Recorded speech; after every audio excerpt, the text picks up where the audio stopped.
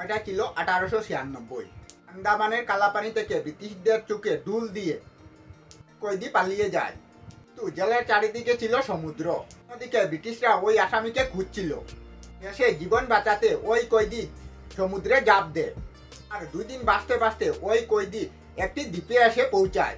এবার এর সাথে কি হলো কেউ জানে না, কিন্তু ব্রিটিশরা ওই জেল পালানো কয়েদির পিছনে গিয়ে ওই দ্বীপে গিয়ে পৌঁছায়। তখন তারা দেখলো ওই কয়েদির গলা কেটে হত্যা করা হয়েছে। আর ওই স্থানটি হলো বিশ্বের সবথেকে রহস্যময় স্থান, নর্থ সেন্টিনেল আইল্যান্ড। বলা হয় এই আইল্যান্ডে মাত্র 50 থেকে 100 জন মানুষ বসবাস করে। কিন্তু শুনলে আশ্চর্য হবেন, এই দ্বীপে যেও যাওয়ার চেষ্টা করেছে তার অবস্থা হয়েছে জেলে পালানো কয়েদির মতো। মানা হয়ে থাকে এই দ্বীপের মানুষ 12,000 বছর আগের মানুষের মতো, আদিম মানুষের মতো জীবনযাপন করে থাকে। না তো তাদের কাছে কোনো আধুনিক টেকনোলজি ছিল, না আছে আধুনিক সভ্যতার বিষয়ে ধারণা। এমনকি এই আইল্যান্ডে আসা কাউকে যদি মেরেও ফেলে, ইন্ডিয়া সরকার তাদের উপর কোনো অ্যাকশন লয় না। কিন্তু রহস্যময় এই জনজাতির কাছে মানুষ যেতে ভয় পায়। তাদের কিন্তু খুব কাছে পৌঁছে গিয়েছিল বাঙালি এক মহিলা। এই মহিলাকে দেখে সেই জনজাতিদের ছোট্ট শিশুকে তার কুলে তুলে দিয়েছিল। কি হয়েছিল এই মহিলার সাথে, আর ঠিক কি এমন আছে এই নর্থ সেন্টিনেল আইল্যান্ডে?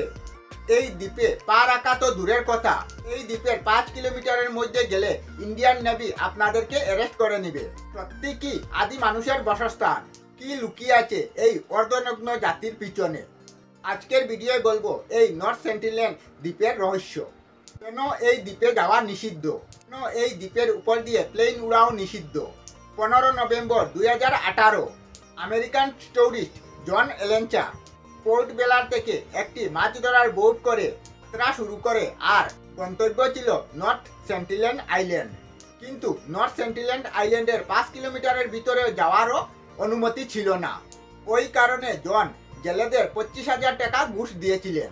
15 তারিখ জেলেরা ওই দ্বীপের 500 মিটার কাছে নিয়ে যায়। এরপর তারা বোট নিয়ে আর এগোতে চায় না, কিন্তু সে বারবার বলছিল ওই আইল্যান্ডে যেতে। আর জেলেরা তাকে বারণ করছিল, কারণ ওই দ্বীপ থেকে এখনো কেউ জীবিত ফিরেনি। কিন্তু জন বুট থেকে একাই নেমে যায় এবং একটি ক্যানয় নিয়ে ওই দ্বীপে যায়। আর ঠিক 2 দিনের মধ্যে জেলেরা দেখে ওই আইল্যান্ডের লোকেরা জনের মৃতদেহ সমুদ্রের কিনারে কবর দিচ্ছে। এবার প্রশ্ন হলো, জনের সাথে কি হলো? জন এলেনচা একজন আমেরিকান। 2016 সালে আমেরিকার কানসাস সিটিতে একটা খ্রিস্টান মিশনারি বুট ক্যাম্পে জন পার্টিসিপেট করেছিলেন। এই বুট ক্যাম্পে আসা সকল ধার্মিক খ্রিস্টানদের শেখানো হয় যে কিভাবে খ্রিস্ট ধর্মের প্রচার করবে। তো তা বিস্তারিতভাবে বলতে গেলে পৃথিবীর যেসব স্থানে আদিবাসী মানুষ আছে তাকে কিভাবে খ্রিস্ট ধর্ম প্রচার করা যায়। তখন জনের মাথায় আসে নর্থ সেন্টিনেল আইল্যান্ডের কথা, কারণ কিছু বছর ধরে এটি নিউজ মিডিয়ায় প্রচার হচ্ছিল। এই নর্থ সেন্টিনেল আইল্যান্ডে যারা থাকে তারা পৃথিবীর সবথেকে পুরাতন জাতি, তারা এখনো 12,000 বছর আগের মানুষের মতো জীবনযাপন করে। তাই এই মানুষদের খ্রিস্টান বানানো জনের লাইফের প্রধান উদ্দেশ্য। এখন এই আইল্যান্ডের লোকেশন সম্পর্কে আপনাদেরকে ধারণা দেই। নর্থ সেন্টিনেল আইল্যান্ড, যার আয়তন মোটামুটি 60 বর্গ কিলোমিটার, লম্বায় 8 কিলোমিটার এবং চওড়ায় 6 কিলোমিটার। যদি এটা আপনি আকারে ধারণ করেন, এটা মোটামুটি কলকাতা শহরের 3 ভাগের 1 ভাগ। আন্দামান নিকোবরে যে দ্বীপপুঞ্জ রয়েছে তাদের মধ্যে একটি হলো নর্থ সেন্টিনেল আইল্যান্ড। আন্দামানের মেইন ক্যাপিটাল পোর্ট ব্লেয়ার থেকে মাত্র 50 কিলোমিটারে এটা রয়েছে। দ্বীপটার মাঝখানে রয়েছে বন জঙ্গল এবং চারিপাশে রয়েছে উচ্চ প্রাচীর, এবং এই সমস্ত দ্বীপটা জুড়ে রয়েছে এক সমুদ্র সৈকত। আর এখানকার জঙ্গল এত ঘন যে স্যাটেলাইট ইমেজেও কিছু দেখা যায় না। আবার আমরা ঘুরে আসি জনের সেই ঘটনায়। 15 নভেম্বর ভোর 4:30 জন যখন ওই আইল্যান্ডে যায় তখন সে হাতে করে বেশ কিছু গিফট নিয়ে গিয়েছিল, যেমন মাছ, নারকেল, ফুটবল এবং একটি ওয়াটারপ্রুফ বাইবেল। আর এখানে যাবার আগে সে সমস্ত জামা কাপড় খুলে ফেলে, কেবল তাকে আন্ডারওয়্যার। এরপর ওই দ্বীপে গিয়েছিল যাতে তাদের মধ্যে একজন ভাবে তারা। জনের প্ল্যান ছিল ওই দ্বীপে সে বেশ কয়েকদিন থাকবে। এবং ওই মানুষদের ভাষা শিখবে ও বাইবেলের বাণী দেবে। জন যখন কেনই থেকে নেমে ওই দ্বীপে ঢুকে প্রথমে কাউকে দেখতে পায় না, পরে জঙ্গলে ঢুকে গভীরে গেলে কয়েকটি ঘর দেখতে পায় সে। এটি জঙ্গলের ডাল পাতা দিয়ে বানানো ছিল। এই ঘরগুলোর কোনো জানালা ছিল না, কোনো স্টোর ছিল না, মোটামুটি বৃষ্টি থেকে বাঁচার জন্য যতটুকু লাগে ততটুকু ছিল। তখন তারা জনকে দেখে ফেলে এবং এগিয়ে আসে। এই লোকগুলোর গায়ের রং ছিল কুচকুচু কালো, গায়ে কোনো পোশাক ছিল না, হাইট ছিল 5 ফুট 5.5 ফুটের মতো, আর প্রত্যেকের হাতে ছিল তীর ধনুক। এবার জন তাদেরকে দেখে ইংরাজিতে বলতে থাকে, আমি জন, আমি তোমাদেরকে ভালোবাসি, আর যীশুখ্রিস্টও তোমাদেরকে ভালোবাসেন। জনের কথা শুনে দুজন তাদের দিকে তীর ধনুক নিয়ে এগিয়ে আসে। তখন জন কুজা ভাষায় এই কথা আবার বলে, আর আমি যে ভাষার কথা বলছি যার নাম কুজা, এটা আফ্রিকার এক প্রাচীন প্রজাতির কথা। এত ভাষা থাকতে জন কেন এই কুজা ভাষাটা বেছে নিয়েছিল তার কাহিনী আমি একটু পরে বলবো আপনাদেরকে।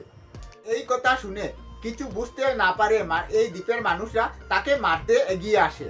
তখন জন পালিয়ে বিচে চলে আসে এবং ওই কেনই নিয়ে ওই মাছ ধরার বোটে চলে আসে। কিন্তু জন এখানে আবার থামে থাকে না, সে আবার 16 তারিখ এই দ্বীপে আসে। এবার সে দূর থেকে ওই মানুষদের সাথে কথা বলার চেষ্টা করে, কিন্তু ওই সময় ওই লোকেরা নিজেদের ভাষায় জনকে কিছু বলতে থাকে। জন তখন তাদের কথা রিপিট করে, আর এই কথাগুলো শুনে তারা হাসতে থাকে। এবার যখন জন দেখলো এই মানুষগুলো হাসছে, তখন সে ওই মানুষগুলো তাকে পছন্দ করতে শুরু করছে। তাই এবার সে সামনের দিকে এগোতে থাকে আর একটা খ্রিস্টান গান গাইতে থাকে। আর এই গান শুনে লোকগুলো চুপ হয়ে যায় এবং এখানে দাঁড়িয়ে থাকা এক 10 বছরের ছেলে জনের ছাতি লক্ষ্য করে একটি তীর ছাড়ে। জন সেই মুহূর্তে এখানে মারা যেত, কিন্তু জন তার বুকের কাছে যে বাইবেলটা ধরে রেখেছিল, তীরটা সেই বাইবেলের মধ্যে লাগে। আর ওইদিকে যে কেনই করে জন দ্বীপে এসেছিল, ওই কেনইটাকে তারা ভেঙে দেয় এবং তাকে আবার তীর মারতে যায়। তখন জন সেখান থেকে পালিয়ে যায়।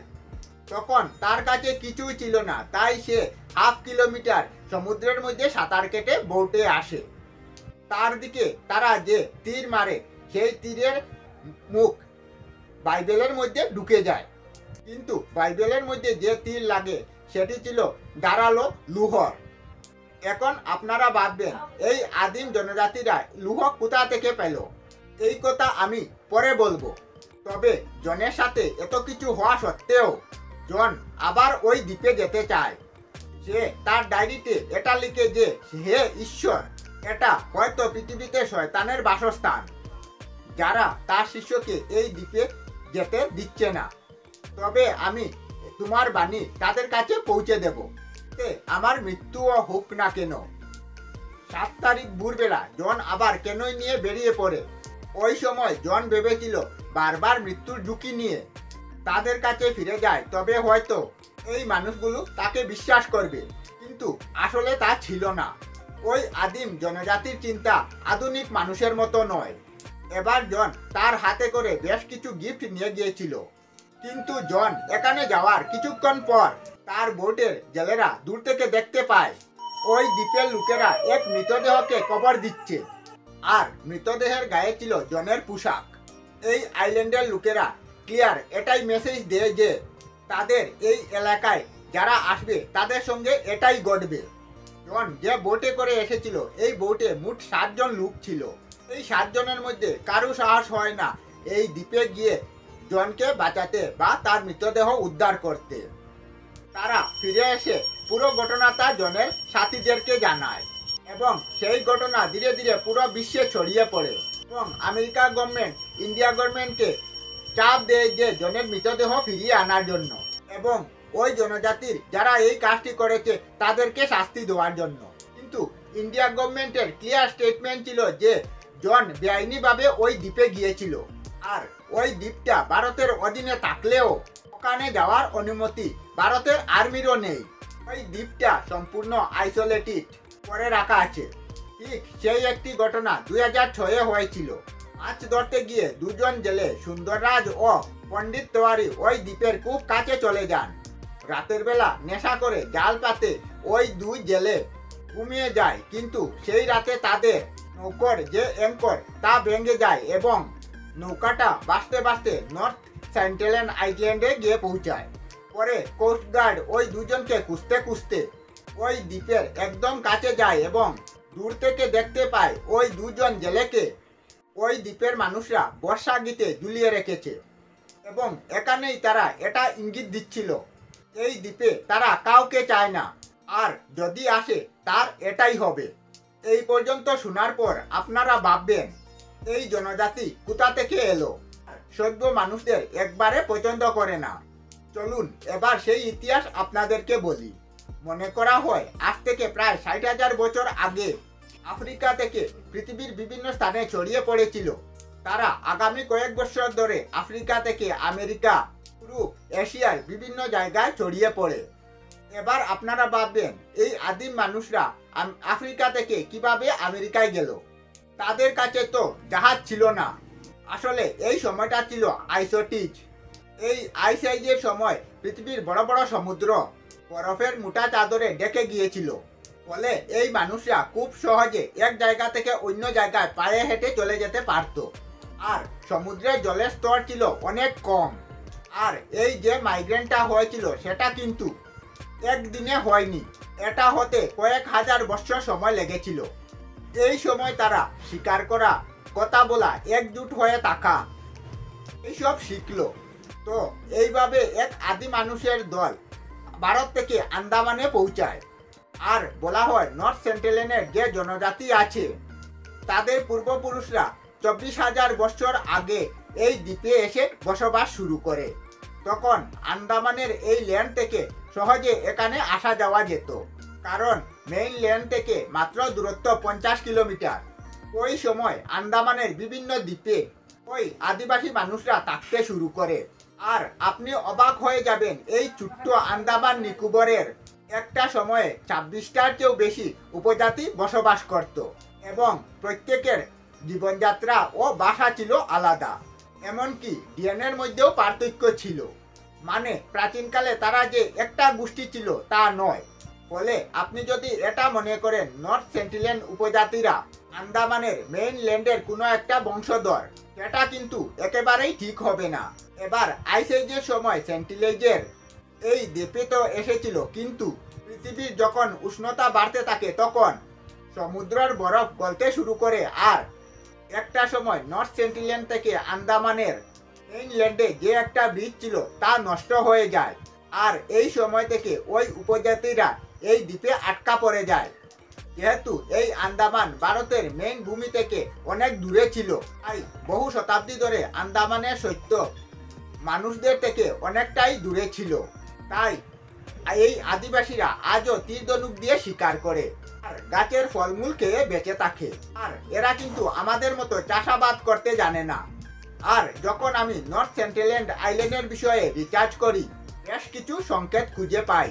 250 খ্রিস্টপূর্বে, অর্থাৎ আজ থেকে প্রায় 22,000 বছর আগে, সম্রাট অশোকের কাছে আন্দামানের নৃশংসী জনজাতির কথা বলেছিল।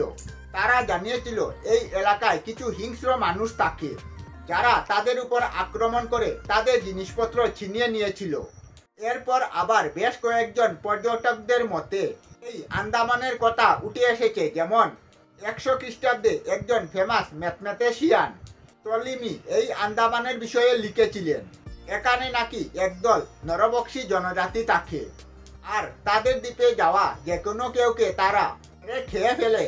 আবার 638 খ্রিস্টাব্দে এক চাইনিজ ট্রাভেলার আইসি সুমাত্রা থেকে ভারতে যাওয়ার পথে ওই দ্বীপে ব্যাপারে জানতে পারে। তিনি এই দ্বীপের ব্যাপারে লিখেন যে এই দ্বীপে নরবক্ষী মানুষ থাকতে পারে। 1290 সালে মার্কোপুল আন্দামানের বিষয়ে এটা লিখেছিলেন যে ওরা মূর্তি পূজা করে আর এরা জঙ্গলি জীবজন্তুর মতো বসবাস করে। এমনকি ভারতের এক রাজা রাজেন্দ্র চোলার আমলের তানজিল ইনস্ক্রিপশনের এই জায়গাটি বলা হয়েছে ল্যান্ড অফ ইম্পিউরিটি, অর্থাৎ অপবিত্রতার ভূমি বলা হয়। রাজেন্দ্র তার চুলা আন্দামানকে যুদ্ধের পেশ বানিয়েছিলেন আর এখান থেকে বহু আদিবাসীদের ধরে নিয়ে গিয়েছিলেন। এই আদিবাসী তীর ধনুক চালাতে খুব পারদর্শী, আর এই তীর দিয়ে যুদ্ধে শত্রুদের বিরুদ্ধেও ব্যবহার করা হয়েছিল। তবে আন্দামান নিয়ে ইতিহাসে অনেক কিছু লিখেছেন, কিন্তু এই নর্থ স্যান্টেল্যান্ড আইল্যান্ডের বিষয়ে কেউ লিখেনি।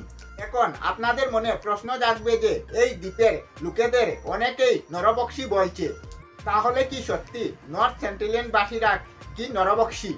নর্থ স্যান্টেল্যান্ডে যারা গেছে তাদের মধ্যে কারো মৃতদেহের সাথে কাটাচিড়া হয়নি, উল্টো সেন্টিনেলিরা ওই মানুষগুলোকে মেরে সমুদ্রের ধারে বালির নিচে পুঁতে দিয়েছিল। তাই নর্থ সেন্টিনেলিরা যে নরবক্সী তা একেবারে ভুল। এখন প্রশ্ন হলো, নর্থ সেন্টিনেলিরা কখন ইতিহাসের পাতায় উঠে এসে? 1771 সালে এক ব্রিটিশ জাহাজ এই এলাকা দিয়ে যাচ্ছিল। তখন এই জাহাজের প্যাসেঞ্জাররা নর্থ সেন্টিল্যান্ড আইল্যান্ডে বেশ কিছু লাইট দেখতে পায় রাতের বেলা। আন্দামানের বিষয়ে ব্রিটিশরা বেশ আগে থেকেই জানতো, কিন্তু এই নর্থ সেন্টিল্যান্ড আইল্যান্ডের বিষয়ে ব্রিটিশদের ধারণা ছিল না। এরপর কেটে যায় প্রায় 100 বছর। 1866 সালে একটি ব্রিটেন মার্কিন জাহাজ নেবে এই দ্বীপের সামনে খারাপ হয়ে যায়। এই জাহাজে মোট 86 জন প্যাসেঞ্জার ছিল আর প্রায় 20 জন ক্রু মেম্বার ছিল। সেই সময় জাহাজের সবাই সাঁতার কেটে সেন্টিল্যান্ড দ্বীপে পৌঁছায়। এরপর ওরা 3 দিন ওই দ্বীপের ধারে অপেক্ষা করতে থাকে, কিন্তু 3 দিন পর হঠাৎ ওই জঙ্গলের ভিতর থেকে ওই সেন্টিনেলিরা বের হয়ে আসে এবং তীর ধনুক দিয়ে ওই মানুষগুলোর উপর আক্রমণ করে। হামলা থেকে বাঁচতে এই প্যাসেঞ্জাররাও লাঠি ও পাথর দিয়ে তাদের উপর ঢিল মারে। তবে এই যুদ্ধ বেশিক্ষণ স্থায়ী হয় না, কারণ ব্রিটিশদের একটি জাহাজ রেস্কিউ করে তাদেরকে সেখান থেকে নিয়ে যায়। মনে করা হয় এটি প্রথমবার যেটি সেন্টিনেলিরা কোনো সভ্য জগতের মানুষদের দেখেছিল। হয়তো এই জন্য তারা ভাবতে পারছিল না যে তাদের সাথে কি করবে, বা তাদের নিজেদের মধ্যে তা নিয়ে আলোচনা হচ্ছিল। আর এই কারণেও তারা 3 দিন পর আক্রমণ করেছিল। ব্রিটিশরা যাওয়ার পর তারা আবার তাদের মতো জীবনযাপন করতে শুরু করলো। কিন্তু এই একটি ঘটনা ব্রিটিশদের সামনে নর্থ সেন্টিনেল উপজাতিদের নিয়ে আসে। 1857 সালে সিপাহী বিদ্রোহের পর ব্রিটিশরা আন্দামানকেও নিজেদের দখলে করেছিল আর এই আন্দামানে একটি জেল নির্মাণ করে। ওই জেলের নাম কালাপানি। ওই জেলে কয়েদিরা থাকতে খুব ভয় পেত, কারণ এটি ছিল একটি ভয়ঙ্কর জেল। 1866 সালে সেই জাহাজের দুর্ঘটনার পর ব্রিটিশরা নর্থ সেন্টিল্যান্ড আইল্যান্ডকে নিজেদের রাজত্বে নিয়ে নেয়, কিন্তু সেই ব্যাপারে সেন্টিলেনিদের কোনো মাথার ব্যথা ছিল না। আজও যে তারা ভারতের একটি অংশ আর আধুনিক যুগে বসবাস করছে, এতেও তাদের কিছু আসে যায় না। 1887 সালে আন্দামানের দায়িত্ব আসে মরিস বিটেল বোটম্যানের হাতে, আর এই বোটম্যান আন্দামানের বিভিন্ন উপজাতিকে মডার্ন করা শুরু করে। আসলে এই বোটম্যান এক নিকৃষ্ট মনের মানুষ। আন্দামানের বিভিন্ন উপজাতির মেয়েদের সাথে অশ্লীল কাজ করা তাদের প্রধান উদ্দেশ্য ছিল, আর বিশেষ করে মরিসের টার্গেট ছিল ছোট ছোট শিশুরা। 1880 সালে মরিস যখন নর্থ সেন্টিল্যান্ডের বিষয়ে জানতে পারে, তখন সে একটা বড় সেনাবাহিনী নিয়ে ওই দ্বীপের কাছে যায়। তখন তাদেরকে দেখে সেন্টিনেলিরা ভয় পেয়ে জঙ্গলের ভিতর লুকিয়ে যায়। পরে অনেক খুঁজে মরিস ওই দ্বীপ থেকে 6 জনকে ধরে নিয়ে আসে পোর্ট বিলারে, মানে আন্দামানের মেইন সিটিতে। আর এখান থেকেই শুরু হয় সেন্টিনেলিদের সভ্য মানুষ থেকে দূরত্ব। এই 6 জনের মধ্যে একজন ছিল বৃদ্ধ মহিলা ও আরেকজন ছিল বৃদ্ধ পুরুষ, আর বাকি 4 জন ছিল শিশু। বহু বছর ধরে সেন্টিনেলিরা ওই আইল্যান্ডে বসবাস করত, তাই তারা বাইরের আধুনিক জগতের বিষয়ে কিচ্ছু জানতো না। তাই তারা আধুনিক রোগ ও ভাইরাসও ফেস করেনি, ফলে তাদের শরীরের ইমিউনিটি পাওয়ার আমাদের চেয়ে কম ছিল। এই কারণে জন এলেনটা, যার বিষয়ে ভিডিও শুরুতে বলেছি, যে নাকি খ্রিস্ট ধর্ম প্রচার করতে ওই আইল্যান্ডে গিয়েছিল, এও ওখানে যাওয়ার আগে টানা 10 থেকে 15 দিন নিজেকে কোয়ারেন্টাইন করেছিল, যাতে তার শরীর দিয়ে কোনো আধুনিক ভাইরাস এখানে প্রবেশ করতে না পারে তাদের গায়ে। এবং পোর্টম্যান যখন 6 জনকে ধরে নিয়ে আসে, তখন এই 6 জনের মধ্যে 2 জন বয়স্ক ছিল। তারা পোর্ট বিলারে আসার কিছুদিনের মধ্যে অসুস্থ হয়ে মারা যায়, কারণ তাদের শরীরে আধুনিক যুগের ভাইরাসের ইমিউনিটি পাওয়ার ছিল না। ওইদিকে মরিস ওই ছোট্ট বাচ্চাদের কিছু অশ্লীল ছবি তুলে পরে যখন দুইজন বয়স্ক মানুষ মারা যায় তখন মরিস আবার ওই 4 বাচ্চাদের আইল্যান্ডে ছেড়ে দিয়ে আসে এবং তাদের হাতে বেশ কিছু গিফট, যেমন মাছ, শূকর, নারিকেল, ফল, সবজি ইত্যাদি ও খেলনা, সেগুলি আইল্যান্ডে দিয়ে আসে। এবং আপনারা ভেবে দেখুন, একটি জনজাতি যেটা কয়েক হাজার বছর ধরে আইল্যান্ডে ছিল, এক প্রকার নিজেদের মধ্যে শান্তিতে বসবাস করছিল, একদিন তাদের এলাকায় কিছু আক্রমণকারী আসে, তাদের লোকজনদের ধরে তুলে নিয়ে যায়, এমনকি তাদের দুজনকে মেরেও ফেলে, তাদের বাচ্চাদের সাথে অশ্লীল আচরণ করে। এটা যদি কোনো সভ্য মানুষদের সাথে হতো তবে কি হতো? নিশ্চয়ই বদলা নিত। আর সেন্টিনেলিরা ঠিক সেই ঘটনার পর থেকে বদলা নিতে শুরু করে আধুনিক মানুষদের উপরে। এই ঘটনার 16 বছর পর আন্দামানের কালাপানি জেল থেকে এক কয়েদি পালিয়ে যায় এবং সমুদ্রের জলে ভাসতে ভাসতে সে ওই দ্বীপে গিয়ে পৌঁছায়। পরে যখন ব্রিটিশরা তাকে খুঁজতে খুঁজতে ওই দ্বীপে যায়, তখন দেখতে পায় ওই কয়েদির শরীরে কয়েকটি তীর গিতা ছিল, গলা কাটা ছিল। আর এটাই প্রথম ছিল যে কারো গলা কাটা ছিল। এরপর দীর্ঘদিন এই দ্বীপের কোনো ইতিহাস পাওয়া যায় না। এরপর ভারত যখন স্বাধীন হয়, আন্দামান নিকোবরের এই এলাকাটা ভারতের অধীনে চলে আসে। তবে ভারত সরকার চেয়েছিল এই সেন্টিনেলিদের সঙ্গে বন্ধুত্বপূর্বক সম্পর্ক গড়ে তুলতে। এই কারণে 1947 সালে অ্যান্টি পলিটিক্স তিলকনাথ পণ্ডিত 12 জনের একটি টিম নিয়ে ওই দ্বীপে যান। সেই সময় তাদেরকে দেখে সেন্টিনেলিরা জঙ্গলের দিকে পালিয়ে যায়। তবে তিলকনাথ পণ্ডিত তার টিমের সাথে ওই উপজাতিদের পায়ের চাপ ধরে জঙ্গলের ভিতরে প্রবেশ করেন। তারা প্রায় 1 কিলোমিটার ভিতরে চলে যায়। ওখানে গিয়ে তারা বেশ কয়েকটি ঘর দেখতে পায় যেখানে সেন্টিনেলিরা থাকতো।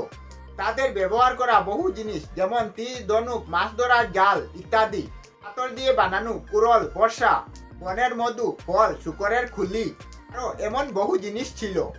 আর কিছু জায়গায় আগুন জ্বালানো ছিল। তা দেখে তারা বুঝতে পারে যে একটু আগে তাদেরকে দেখে সেন্টিনেলিরা তাদেরকে দেখে ফেলেছিল। তিলকনাথ তখন ওই জায়গায় বেশ কিছু গিফট রেখে আসেন। 1970 সালে ইন্ডিয়ান গভর্নমেন্ট থেকে একটা সার্ভে করা হয়, আর ওই পাথরের উপর খোদাই করে লেখা হয়, তার মধ্যে পরিষ্কারভাবে লেখা ছিল ওই দ্বীপটা ভারতের সীমার মধ্যে পড়ে, যাতে অন্য কোনো বিদেশি দখল করতে না পারে। এরপর আবার 1974 সালে ন্যাশনাল জিওগ্রাফির সাথে তিলকনাথ পণ্ডিত এক এক্সপেরিমেন্ট করে। এর নাম ছিল এন সার্চ ম্যান, এর অর্থ হলো মানুষের খুঁজে মানুষ। এই সার্ভের সময় এক বড় দল এই দ্বীপে যায়, আর সমুদ্রের বিচে তারা বেশ কিছু খাবার, যেমন নারকেল, ফল, শূকর ইত্যাদি রাখে। ফিরে এসে দূর থেকে লক্ষ্য করতে থাকে সেন্টিনেলিরা কি করছে। একটু পরে সেন্টিনেলিরা জঙ্গল থেকে বের হয়ে আসে এবং তারা নারকেল ও জিনিসগুলোকে সমুদ্রে ফেলে দেয়, এমনকি শূকরটিকে মেরে সমুদ্রের তীরে বালিতে পুঁতে দেয়। ওই টিমটার দিকেও আক্রমণ করে। এমন সময় একটা তীর এসে ওই টিমের ডিরেক্টরের পায়ে লেগে যায়, আর এই মিশন ফেল হয়ে যায়। তবে প্রথমবার নর্থ সেন্টিনেলিদের ভিডিও প্রকাশিত হয়। এরপরেও তিলকনাথ পণ্ডিত বহু বছর ধরে এই সেন্টিনেল আইল্যান্ডে গিয়ে তাদের সাথে বন্ধুত্বপূর্বক সম্পর্ক গড়ে তুলতে চান।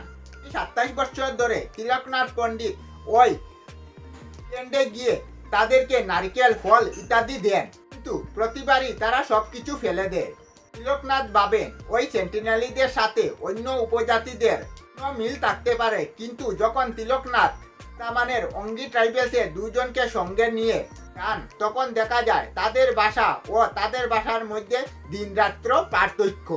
এমনকি এই দুজনকে তারা দেখে তারা ভীষণভাবে রেগে যায়। তিলকনাথ বারবার চেষ্টা করেছিলেন কোনোভাবে তাদের কাছে পৌঁছাতে, কিন্তু তিনি বারবার ফেল হচ্ছিলেন। তখন এই সময় আরো এক ঘটনা ঘটে। বাংলাদেশ থেকে অস্ট্রেলিয়া যাওয়ার পথে এমভি প্রিমরোজ নামের একটি জাহাজ নর্থ সেন্টিনেলের কাছে খারাপ হয়ে যায়। এমনটা 1847 সালে হয়েছিল, কিন্তু এবার ওই জাহাজের উপর সেন্টিনেলিরা আক্রমণ করে, তীর ধনুক দিয়ে আক্রমণ করে। শেষে তো সাহায্য চায় ইন্ডিয়ান নেভির কাছে। তখন ইন্ডিয়ান নেভির এক হেলিকপ্টার সবাইকে উদ্ধার করে নিয়ে যায়। তারা হেলিকপ্টারের দিকেও তীর ও বর্ষা ছাড়লো, তবে ইন্ডিয়ান নেভি ওই জাহাজকে উদ্ধার করতে পারে না। এরপর সেন্টিনেলিরা কোনোভাবে ওই জাহাজের লোহা খুলে তীর বর্ষা তৈরি করে। এর আগের তাদের তীরের মাথা ছিল পাথরের। এর কারণে জনের হাতে যে বাইবেল ছিল সেই বাইবেলে যে তীর লেগেছিল তীরের মাথা ছিল লোহার। ওই জাহাজ এখনো স্যাটেলাইট ইমেজে দেখতে পাবেন। 4 জানুয়ারি 1991 তিলকনাথ আর একবার সেখানে এলেন। এবার তার সাথে ছিলেন একজন বাঙালি মহিলা এন্থ্রোপোলজিস্ট, নাম মধুবালা চট্টোপাধ্যায়। এই দ্বীপে প্রথমবার মহিলা গিয়েছিলেন। এই টিমটা যখন আগের বারের মতো গিফট দিতে চায়, আর তারা তীর ধনুক রেডি করেন তাদেরকে মারার জন্য। এবার যে লোকটা তীর মারতে যাচ্ছিল তাদেরকে আটকে দেয় তাদেরই এক মহিলা। তখন ওই লোক তার তীর ধনুক বালিতে চাপা দিয়ে দেয়। এটা প্রথমবার ছিল তারা আধুনিক মানুষের উপর আক্রমণ করেনি। তখন মধুমালা চট্টোপাধ্যায় সহ টিমের সকল সদস্য বোট থেকে নেমে তাদের হাতে ফল দেয় এবং তাদের উপজাতির এক মহিলা মধুমিতা চট্টোপাধ্যায়ের হাতে তার সন্তানকে তুলে দেয়। এই মিশনটা ভীষণ সাকসেস হয়েছিল। পরের মাসে তিলকনাথ এবং মধুমালা ওই দ্বীপে আবার যান। এবার তাদের উপর আর কোনো রকম আক্রমণ হয় না। এবার সেন্টিনেলিরা তাদের বুটে উঠেছিল এবং এর হাতে নারকেল ফল ও কিছু বাসন তাদের হাতে নিয়েছিল। কিন্তু কিছুদিন পর তিলকনাথ পণ্ডিত রিটায়ারমেন্ট নিয়ে নিলেন। এরপর যেসব এক্সপেরিমেন্ট হয়েছিল তাতে সেন্টিনেলিরা পূর্বের মতো ব্যবহার করেছিল। ইন্ডিয়ান গভর্নমেন্ট এক প্রকার নিশ্চিত হয়ে যায় সেন্টিনেলিরা আমাদের কাছ থেকে কোনো প্রকার সাহায্য চায় না। তারা নিজেরা হাজার হাজার বছর ধরে এই দ্বীপে বসবাস করে আসছে। তারা জঙ্গলে থাকতে পছন্দ করে, কিন্তু একটা জিনিস তাদের বহু ক্ষতি করতে পারে, আর সেটা হলো আধুনিক যুগের কোনো রোগ বা ভাইরাস। সেই কারণে ইন্ডিয়া সরকার এই দ্বীপে যাওয়া পুরাপুরি বন্ধ করে দিয়েছে। এমনকি মাছ ধরার জন্য এখানে যাওয়া নিষিদ্ধ। এর কারণ হলো এই জনজাতিরা খাবার জন্য মাছ ধরে, আর মাছ ধরার জন্য তাদের পৌরাণিক হাতিয়ার আছে। তাই এখানে আধুনিক পদ্ধতিতে মাছ ধরলে মাছের সংখ্যা কমে যাবে আর তাদের খাবার সমস্যা দেখা দেবে। তাই তাদের মাছের অভাব না হওয়ার জন্য এখানে 15 কিলোমিটারের মধ্যে কোনো মাছ ধরা নিষিদ্ধ। তাদের মধ্যে কেবল পুরুষেরাই শিকার করে, কারণ মহিলাদের কাছে কোনো অস্ত্র ছিল না। মহিলাদের কথায় বেশ গুরুত্ব দেয় তারা, কারণ খালি মহিলাকে তীর মারার সময় এক মহিলা ওই পুরুষকে আটকে ছিল এবং এই পুরুষটি তার কথাও মেনেছিল।